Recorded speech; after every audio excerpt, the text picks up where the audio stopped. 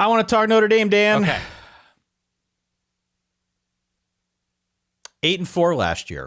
8-4 with Drew Pine last year. 9-4 after the bowl win over South Carolina.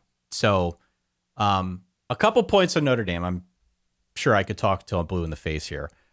Obviously, a rocky start last season. That goes without saying. Losing to Ohio State, which everybody expected, but not so much on the Marshall front.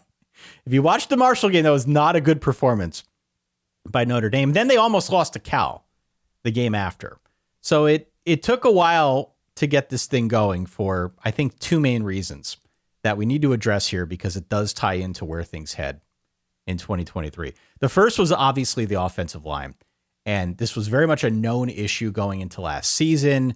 All the talk was how they need to, under Marcus Freeman, now build up an offensive line. He wants to run the ball. He said he wants to be a physical team that runs the ball, that plays aggressively, has the attacking mentality right along the defensive line. They did that on the defensive front, but not so much on the offensive front. It just took them a while for them to get that line into a point where it was stable, where it could support a rushing game. Eventually, they did sort it out and did get a ground game that followed suit behind Audric Estime. They absolutely pulverized Clemson in Week 10. Dabo Swinney came out and said as much, right? That was a big-time unveiling of what I think Marcus Freeman's vision is for Notre Dame's ground game. It just took a long time to get there. Hey, real quick, thanks for stopping by. Now would be a terrific time to subscribe to the Solid Verbal for college football videos all season long.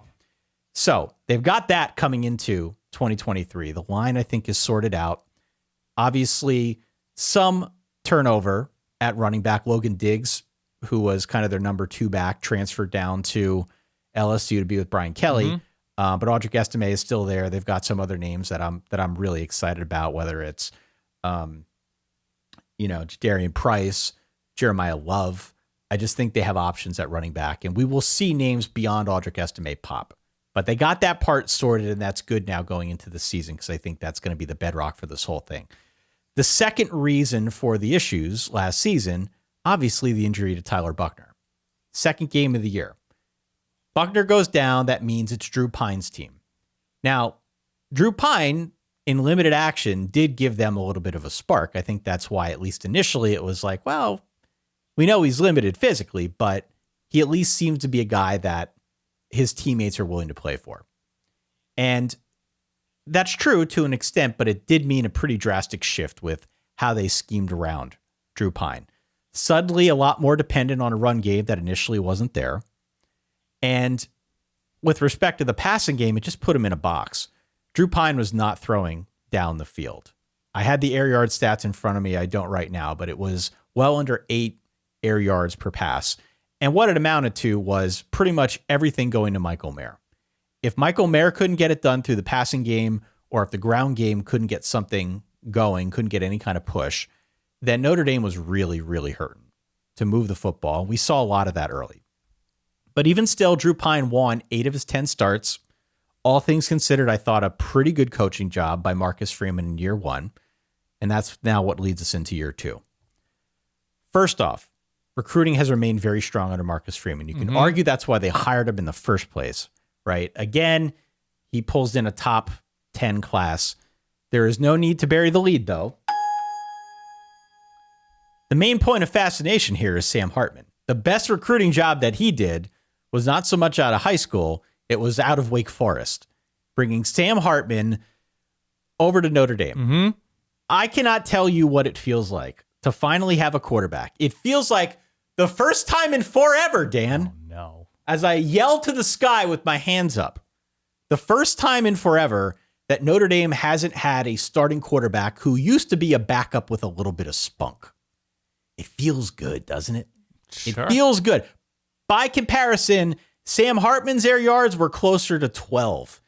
He's a bit of a gunslinger, which got him into trouble in spots at Wake Forest, but at Notre Dame, it is long overdue to have a guy who could stretch the field a little bit, especially with how physical they ended up being on the ground last season. It's a really big deal, man. Okay. It is a really big deal if they can suddenly stretch the field. You've got defenses coming up, wanting to stop Audric Estime, keying on the run. Now, suddenly, if you've got a guy in Hartman who's willing to throw it deep, that changes the equation. It gives them an extra dimension. Who is he throwing to? I'll get back to you. I'll get back Who's to you on calling the that one. plays? Is it Dave Clawson? Is Dave Clawson running the Notre Dame offense? No? It's Jared Parker. It's Jared Parker. Okay. By the way, fantasy thing, I know we're not necessarily doing the full live show concept this year, but the relationship between Marcus Freeman and Jared Parker, dating way back to their days as lowly assistants, will absolutely be a topic for conversation, either when Notre Dame is up 40 points or down 40 points, or maybe trailing by 4 points late in the game. They will find ways to work that into the equation because it's too good to pass up. Ty, I can't Heard go it here first. I can't go anywhere here on Chicago's North Shore. Forget even that. I can't go the West Coast, East Coast. Everybody tip of their tongue is just Marcus Freeman, Jared Parker talk everywhere I go, Ty. So great, They savvy carpool selection. to work together. Okay. Listen, just take my word for it. Okay. You will get sick of hearing about how close these guys are as friends. Okay. That being said, my first big question about Notre Dame is at the receiver position. One of the things I know Pete Sampson has written about, I know others have written about it as well, but one of the big differences between Sam Hartman and a guy like Drew Pine or even an Ian Book, these guys were not Sam Hartman in that Sam Hartman throws guys open. Sam Hartman sees the field. Sam Hartman knows where the space is. Sam Hartman throws to the space, and he's hopeful that his receivers will get there. Now, who the receivers are, they've got big number 83, your boy Jaden Thomas. So-called big number 83. He is your guy. Outside of that, I mean, I think it's a free-for-all, whether it's Chris Tyree in the slot, who is still there, who I know they'd love to get in space, whether it is Deion Colsey, who's got the big frame, whether it's a younger guy like a Jaden Greathouse, whether it's Tobias Merriweather, who I would have loved to have seen more of, but he only had one catch last year for 41 yards, whatever it ended up being. So they've got guys, and they've recruited pretty well there. Talent should not be an issue, but it's a matter of who can they put out there that's going to get open and find that space that Sam Hartman's going to throw to, and who can catch the ball. Frankly, they had a problem with that last year. Who can catch the damn ball? First point of fascination with Notre Dame. Not just Sam Hartman, but also the receivers, I guess, too. I lied. The second thing for me, third thing for me, I should say, is now defensively, there's been a lot of attention on their defensive line since there was turnover there. Notably, Isaiah Foskey broke the school record for sacks. Who's gonna fill in for that?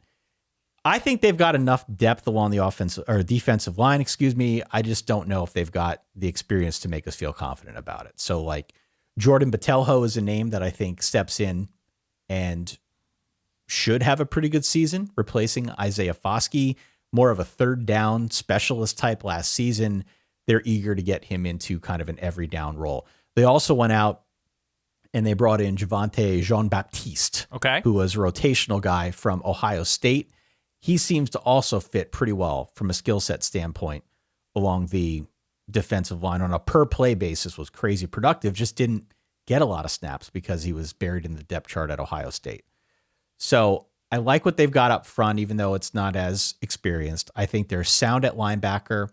I think they're really good in the secondary between Benjamin Harrison, who probably gets some All-American comparisons, Cam Hart, who's a senior, but figures to hopefully lock down the other side of things.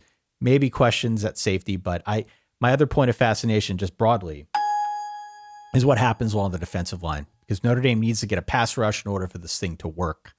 And there are some new names that I think are going to try and establish that this season. Okay. So who's catching balls? Who's rushing the passer? Who's catching balls? Who's rushing the passer? And the final thing I will add here on Notre Dame, as I'm sure people are tired of me waxing poetic. No, look, nobody knew the 77th best player on Notre Dame until you started this preview. Continue. I know. The other thing that I will add is that it is a fascinating schedule, because that's true. There are 3 monster games in Ohio State week 4 at home, USC week 7 at home, and Clemson on the road week 10. I will say the schedule looks harder now than it did when we did our schedule preview way back when, because as I've had a chance to dig into some of these other teams now, it feels like some of those filler teams that kind of make up the schedule in between those big guns, I don't feel as confident in those as wins as I did before, right? Like you can make a case that going to NC State, going to Duke, going to Louisville, hosting Pitt, those are not easy games, No, by any stretch, and we can obviously talk more about those as we get closer to each of those weeks. But it just feels like each of those teams has something to prove, and they always get up for Notre Dame. Yeah. Notre Dame's over-under is 9. Their over-under is 9. I think that is the perfect number. I think they could be a top 10 caliber team this season. They could easily lose one of those big 3 games. They could easily lose all 3. They could also lose to any of those filler team, quote unquote filler teams. NC State, Louisville, Pitt. Pitt always plays them tough. Notre Dame, I think, will be judged by 2 things this season. First off, what does Jared Parker do with Sam Hartman at quarterback? The second is, how many of those big 3 teams do they beat? How many do they beat? Because if Marcus Freeman comes out of that stretch only beating one of the 3, I think there will be a fair amount of disappointment in the Notre Dame community. Even if they go 9-3 otherwise, or 10-2 otherwise, they've got to beat more than one of those big guns, I think, for Marcus Freeman to be fully entrenched in the Notre Dame community and for Notre Dame fans to accept him as their guy forevermore. And that's a high bar. Sure. I think they're good enough for it. I really do. But it will not be a picnic. It's also an interesting quarterback schedule for Notre Dame with the teams you mentioned. Yeah. And maybe the most interesting, Ty, you glossed over, Phil Jurkovec in South Bend. Folks, that's pretty good, right? So we've got Cade Klubnik, Phil Jurkovec, Caleb Williams, Riley Leonard. It's a nice little stretch. Whatever happens at Wake, obviously Dave Clawson has developed quarterbacks. Stanford is probably going to be pretty easy considering where their roster is at this moment. I don't know, man. By the way, it's worth glossing over, but I believe Central Michigan has Bert Emanuel. Is that his name? Bert Emanuel? He ran for like 290 yards in a game playing quarterback for Jim McElwain and the Chips. I'm not saying it is a sandwich moment. Notre Dame should cleanly win that game. But in terms of the quarterbacks faced, Notre Dame's got a roster ahead of them. This is a schedule that's built for a playoff run. It is built for a playoff run. They play a fair amount of really big teams. Most of the teams in between are bowl teams. And so getting to 9 wins, I think, will be a challenge. I would like to see Marcus Freeman win 2 of those 3 big guys, though. Even if there are losses otherwise, which would be disappointing in their own right. But to now set a new high watermark with all the talent that he has infused the program with, hey, you got to get 2 of them. Got to get 2 of them. I might take the under. I might. I wouldn't bet the over. I wouldn't take the over for Notre Dame. Yeah, I might. And I think in grand total, because we only used half games, I think it's 8.5. I'd feel confident with 9. Okay. I think 9's a good number, but I don't know. Getting over 9, getting 210 will be tough with this schedule. It just will. All right. Fair enough.